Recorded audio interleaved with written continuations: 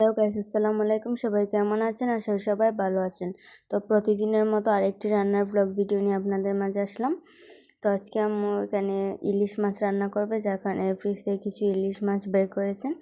তো এগুলো রান্না করার জন্য ফার্স্টে এগুলোর উপর হলদি গুঁড়া লবণ দিয়ে দিলেন। তারপর এগুলো দিয়ে মাছগুলো ভালো করে মাখিয়ে নিলেন। তারপর চুলায় একটা প্যান বসিয়ে দিলেন, প্যানে দিয়ে দিলেন তেলটা দেওয়ার পর তেলটা গরম হয়ে গেলে এখন মাছগুলো একটা একটা করে কড়াইতে দিয়ে দিলেন।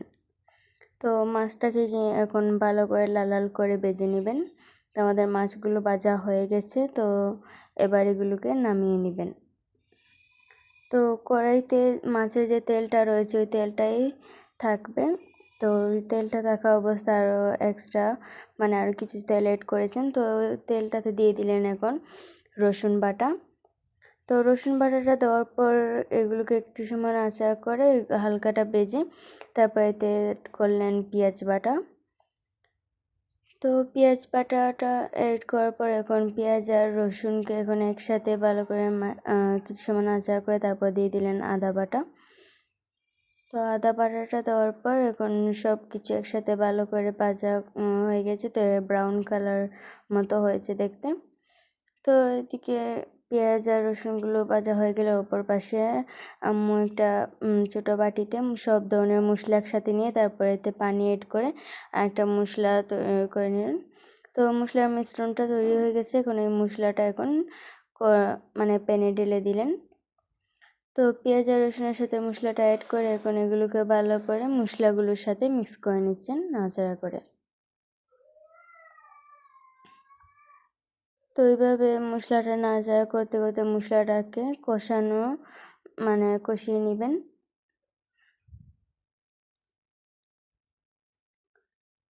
তো অনেকক্ষণ মশলাটা এভাবে নাড়াচাড়া করার পর ঢাকনা দিয়ে ঢেকে দিয়েছিলেন। তো ঢাকনাটা ওঠানোর পর দেন আমাদের মশলাটা পুরোপুরি কষানো হয়ে গেছে। তারপর যে মাছগুলো ভেজেছিলেন ওই মাছগুলো এখন এতে অ্যাড করে নিলেন। তো মাছটা দেওয়ার পর এখন মাছটাকে মশলাগুলোর সাথে ভালো করে উল্টে পাল্টে মাখিয়ে নিচ্ছেন, কেননা মশলা তো মাছের ভিতর বাহিরে লাগতে হবে। তো এভাবে কিছু সময় মশলাটাকে মাছের সাথে নাড়াচাড়া করে আবার ঢাকনা দিয়ে ঢেকে রেখে দিলেন। এই কিছু সময় পর ঢাকনাটা উঠিয়ে দেখেন আমাদের মশলাগুলোতে কিন্তু পলো পড়ছে। তো এবার আরও কিছু সময় নাড়াচাড়া করে দিয়ে দিলেন। তো এইভাবে কিছু সময় নাড়াচাড়া করে আবার ঢাকনা দিয়ে ঢেকে রেখে দিলেন। তো এখানে মশলার ফাঁক দিয়ে কিন্তু পানি অ্যাড করেছেন, যেটা আর দেখানো হয়নি আর বলা হয়নি। তো আমাদের ইলিশ মাছের তরকারিটা রান্না হয়ে গেছে। তো অপর পাশে আর একটা তরকারি রান্না করবেন, যার কারণে চুলায় কড়াই বসিয়ে দিয়েছেন। তো কড়াইতে এবার দিয়ে দিলেন তেলটা দেওয়ার পর এখন এখানে অ্যাড করলেন পেঁয়াজ কুচি আর কাঁচামরিচ। পেঁয়াজটা কেটে রেখেছিলেন আর কাঁচামরিচটাও কেটে ধুয়ে রেখেছিলেন। তো এখানে এগুলো কিছু সময় নাড়াচাড়া করে এতে অ্যাড করলেন লবণ, তারপর হলদের গুঁড়া, তারপর ধনিয়ার গুঁড়া। এগুলো দেওয়ার পর এখন এগুলোকে ভালো করে একসাথে মিক্স করে নিচ্ছেন। তো যেখানে পেঁয়াজগুলো কুচি করে কেটেছেন, যার কারণে এগুলোকে একটু বেশি সময় ধরে ভাজতে হবে। তো এইভাবে কিছু ভাজা করার পর এখন এখানে পেঁপে আর আলুটা অ্যাড করে নিলেন। তো পেঁপে আর আলুগুলো কিন্তু আগে থেকে কেটে রেখেছিলেন। তো এখানে আমরা বেশিরভাগ পেঁপে আর আলু কিন্তু ভাজি করে খাই। তো এখানে আমরা পেঁপে আর আলু ভাজি করবেন। তো এটা দেওয়ার পর এখন ঢাকনা দিয়ে ঢেকে রেখে দিলেন।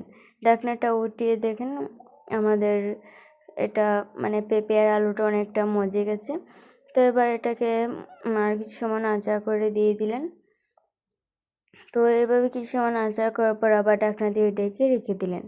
অতঃপর ঢাকনাটা উঠিয়ে দেখুন আমাদের পেঁপে ভাজি হয়ে গেছে। আজকে আমাদের ভিডিওটা আপনাদের কেমন লেগেছে